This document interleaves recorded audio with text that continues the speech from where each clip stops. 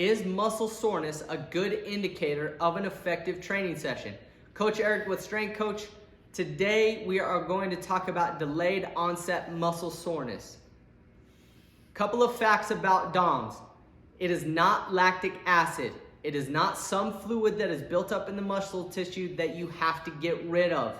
You will experience your peak soreness between 24 and 72 hours post-session. You cannot stretch away soreness. Stretching before or after a session is not going to relieve you of that pain you're feeling. What is DOMS? What we know is that resistance training exercise produces micro-trauma to the muscle tissue and surrounding connective tissue, therefore producing an inflammatory response, which then produces symptoms. Those symptoms can include tenderness or pain in the muscle tissue, a decrease in range of motion, a decrease in strength, and an overall discomfort type of feeling. We know that DOMS is genetic and can change from person to person. Can we get rid of muscle soreness? Well, we can help alleviate it a little bit by doing three things. That is sleeping well. That is making sure that the intake of our food and fluid is top notch. And that means that we move a little bit more to promote good blood flow and new blood flow to the sore area.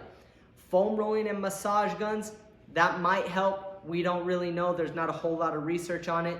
Contrast water therapy, hot plunge, cold plunge, back and forth, or maybe it's a shower. Also can't hurt, but we don't necessarily know if it will help. But what we do know is that NSAIDs, ibuprofen, and other anti-inflammatories decrease blood flow to the area and therefore can extend how sore we are for how long. Are you going to get DOMS over and over and over? Most likely. If we are putting new stimulus on the body, then our body is continually having to adapt to that. We want the micro-trauma from the resistance training, as that is the trigger for protein synthesis for both size and strength gains, but we don't necessarily need the muscle soreness. So if you're not getting sore, but you're still seeing results, then that is fine. We don't have to be sore after a training session. Your body will adapt to those stimulus.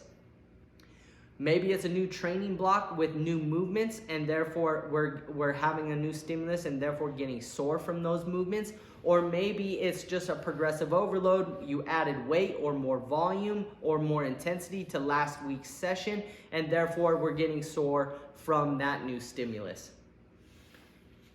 All of that being said, muscle soreness is not a very good indicator on how effective your training session was because of your body's adaptation. Because we can have a different perceived pain from person to person. Some people have high pain tolerance, some people have a low pain tolerance, and therefore not a very good indicator. Finally, there's too many variables.